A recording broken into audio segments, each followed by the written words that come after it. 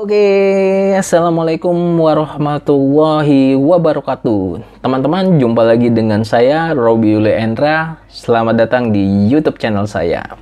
Oke, teman-teman, kali ini pembahasan saya yaitu dari pengalaman saya menguji sidang skripsi. Saya angkat topik yaitu 7 kelemahan mahasiswa saat sidang skripsi. Jadi saya akan coba detailkan apa saja sih kelemahan-kelemahan mahasiswa ketika menghadapi atau ketika sedang sidang skripsi. Nah, sebelum masuk ke pembahasan-pembahasan saya, silahkan subscribe YouTube channel ini teman-teman untuk mensupport saya membuat konten-konten terbaik tentang mahasiswa skripsi dan kampus. Serta juga jangan lupa kalau misalnya video ini bermanfaat, silahkan di like dan komen. Kemudian jangan lupa juga untuk memfollow Instagram saya karena di situ juga saya sering share materi-materi tentang skripsi. Oke, tanpa panjang lebar lagi, yuk kita simak 7 kelemahan mahasiswa saat sidang skripsi.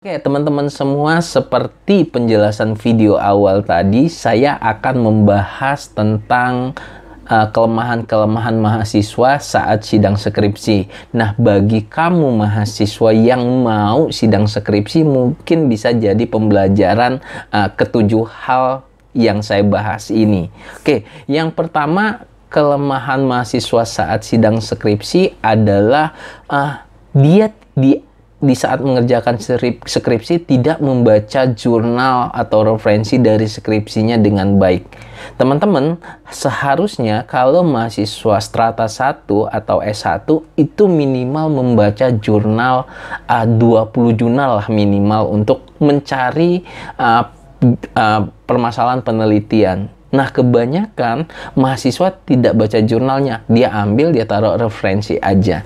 Nah, ketika ditanyakan sama dosen penguji masalah, apa sih masalah penelitiannya? Sebenarnya masalah penelitian itu bisa dijawab dari studi literatur untuk membaca jurnal kamu.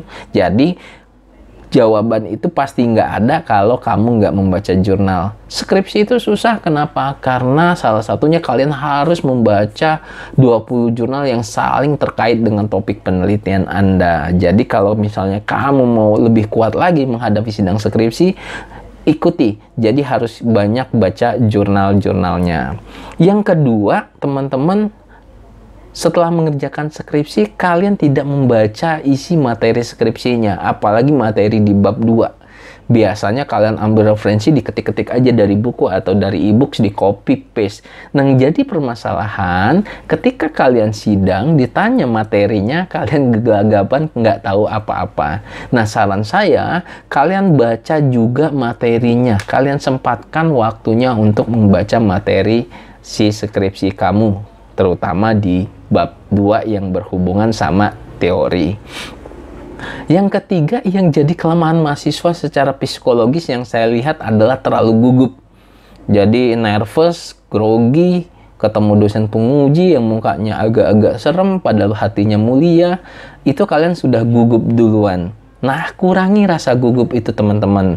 Jadi gara-gara rasa gugup yang terlalu tinggi, itu menyebabkan kalian blank. Jadi cara berpikirnya kurang, otaknya tidak cepat untuk menjawab pertanyaan. Nah, saran saya, coba sebelum sidang skripsi, kalian sarapan, minta doa orang tua, kemudian ya mendengarkan lagu yang suka dengan lagu, baca Al-Quran atau yang lainnya, agar mengurangi rasa gugup kalian. Karena banyak mahasiswa yang gagal selain plagiat, yaitu karena rasa gugup yang tinggi.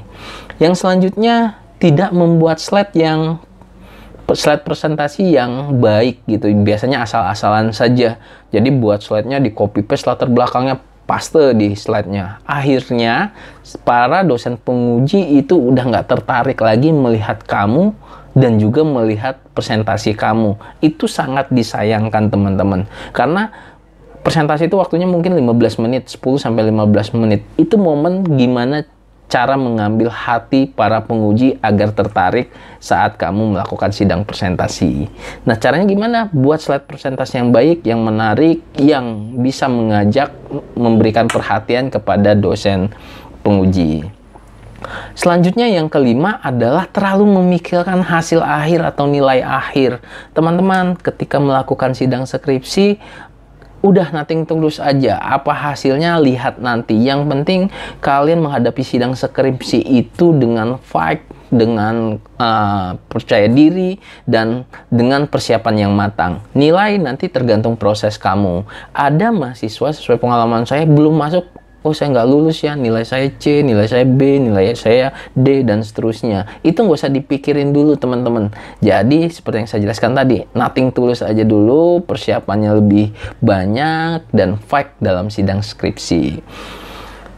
Kemudian yang selanjutnya, yang keenam, ini yang menjadi problem banget, sistematika penulisan di skripsinya berantakan. Ketika pertama kali masuk, kalian presentasi, kemudian dibaca sama dosen pengujinya, sistematika penulisan kamu berantakan sekali, dan itu jadi masalah buat kamu teman-teman. Jadi kalau kamu misalnya dibimbing sama dosen yang memang nggak terlalu fokus sama sistematika penulisan, kamu bisa tanya-tanya ke teman-teman ataupun ke dosen-dosen yang lain yang mengerti tentang sistematika penulisan, agar nanti saat sidang kamu tidak terlalu terlihat berantakan atau tidak seolah-olah seenak-enaknya saja mengerjakan skripsi.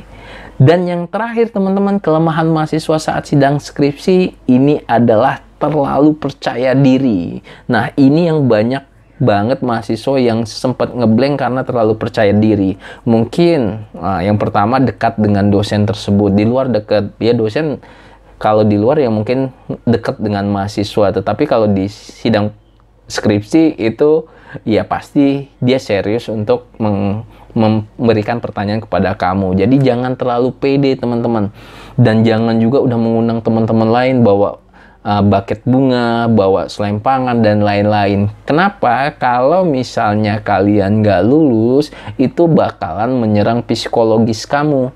Saya nggak tahu banyak mahasiswa yang terlalu pede menghadapi skripsi ini, tetapi hasil akhirnya tidak begitu baik. Nah, itu teman-teman 7 kelemahan mahasiswa saat sidang skripsi. Semoga menjadi pembelajaran buat kalian menghadapi sidang skripsi. Semoga menjadi pembelajaran buat kalian untuk membuat skripsi lebih baik. Oke, mungkin itu aja teman-teman semua.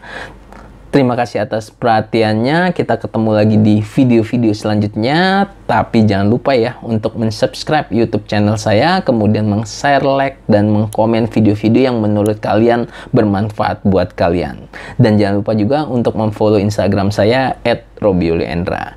Oke, terima kasih atas perhatiannya. Assalamualaikum warahmatullahi wabarakatuh.